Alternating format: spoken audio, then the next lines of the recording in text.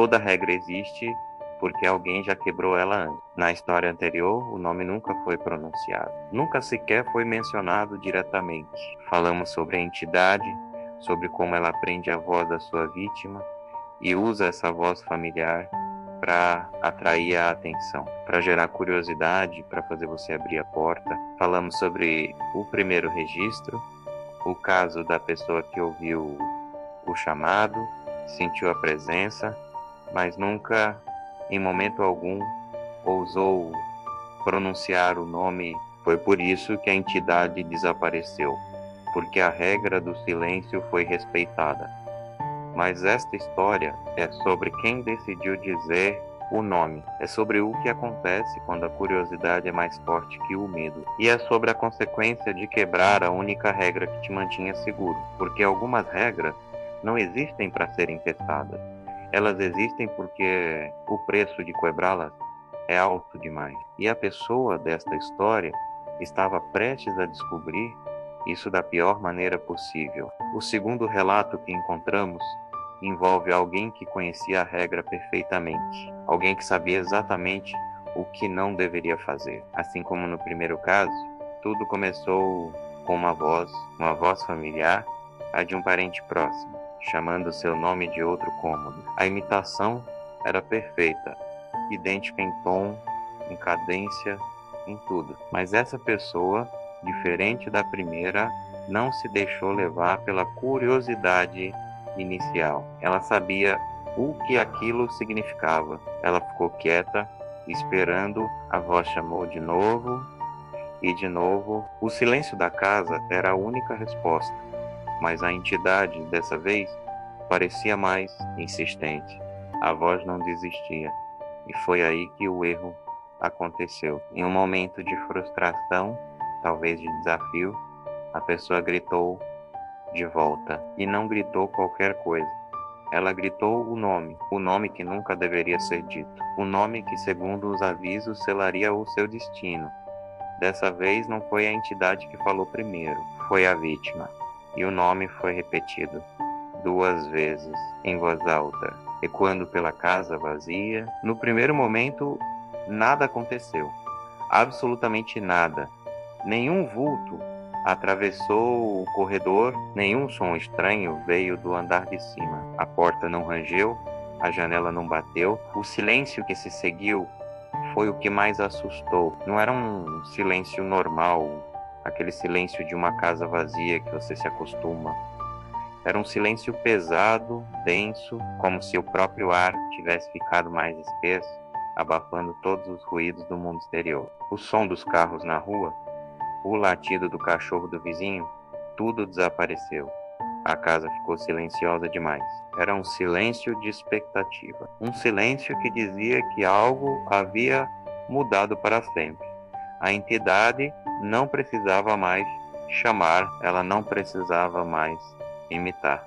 O convite tinha sido feito e a resposta estava naquele silêncio opressor que tomou conta de cada canto da casa, esperando o momento certo para se revelar. A regra foi quebrada e a consequência não seria imediata, seria pior, seria lenta. Foi naquela noite que a pessoa percebeu que algo estava fundamentalmente diferente. A sensação de estar sendo observado não era mais passageira, não era mais um arrepio na nuca que ia embora, era constante. A casa não estava vazia, mas não era como nos outros relatos. Não havia vultos correndo pela visão periférica. Não havia sombras que se moviam rápido demais quando a luz acendia. Era diferente.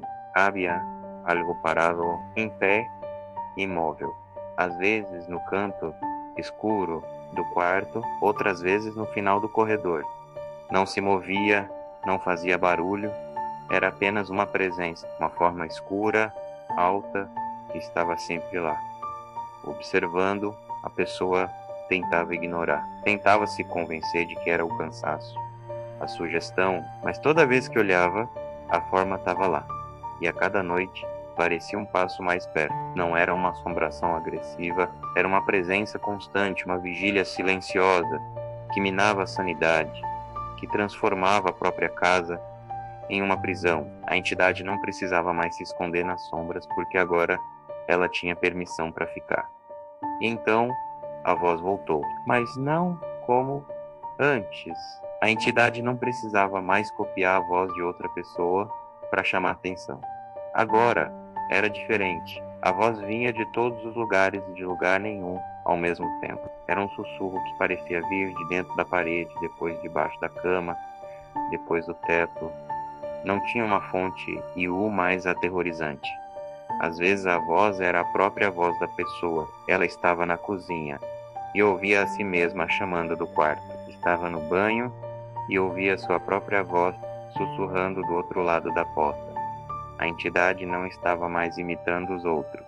Ela tinha aprendido a voz da sua vítima e agora a usava contra ela. Imagine, oh horror, ouvir a sua própria voz dizendo coisas que você nunca disse, promessas que você nunca fez, pedidos de ajuda que você nunca gritou. A entidade estava roubando sua identidade, sua própria voz, transformando a ferramenta mais básica de comunicação em uma arma de tortura psicológica. O nome foi dito, e a entidade não precisava mais de um disfarce.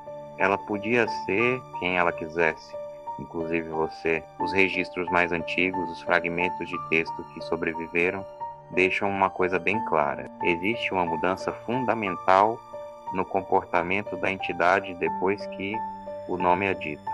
Antes disso, ela imita, ela copia, ela testa, usa vozes familiares para criar uma brecha, uma dúvida, uma porta entreaberta.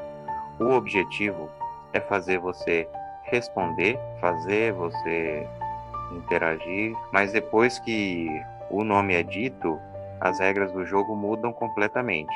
Ela não imita mais. Ela não precisa, a autorização foi dada, ela permanece. A presença se torna constante, fixa. Ela não precisa mais correr pelas sombras, porque a casa agora também é dela. A voz não precisa mais copiar, porque a sua voz agora também é dela. O silêncio não é mais um refúgio, é uma confirmação da presença dela. A quebra da regra não invoca um ataque, invoca uma permanência, um contrato assinado sem que você lesse as letras miúdas. E esse contrato não tem cláusula de rescisão, ela não vai embora, porque você disse que ela podia ficar. O último registro que temos desse caso é um arquivo de áudio curto, a qualidade é ruim, cheia de estática, como se o microfone estivesse sobrecarregado. Não sabemos o contexto, não sabemos o que aconteceu antes ou depois, mas no meio do ruído, uma voz se destaca. É a voz da pessoa, clara, mas soa, resignada, cansada, e ela diz apenas uma frase que não é para si mesma, é para outra presença no quarto, uma frase que confirma o pior dos medos. Com uma calma assustadora, a voz diz: você pode falar normalmente agora, e depois disso, o áudio corta, apenas silêncio. Essa frase, ela muda tudo. Não era mais uma luta, era uma aceitação. A pessoa, ela não estava mais tentando lutar contra a entidade, né? Ela estava conversando com ela, dando permissão para que parasse de usar sua própria voz. É o som da rendição total, o momento em que a vítima e o predador se tornam companheiros.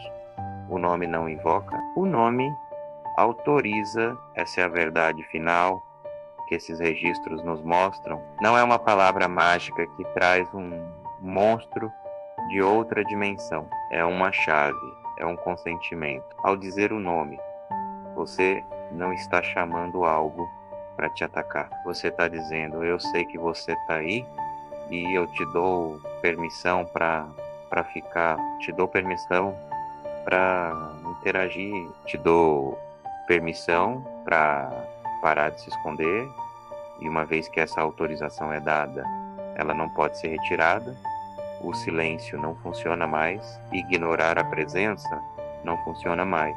A porta foi aberta por dentro e não há como fechá-la. A entidade não era um invasor, era um convidado, e o anfitrião foi você. Obrigado por assistir. Se você gosta de histórias como essa, não se esqueça de se inscrever e ativar as notificações. Até a próxima.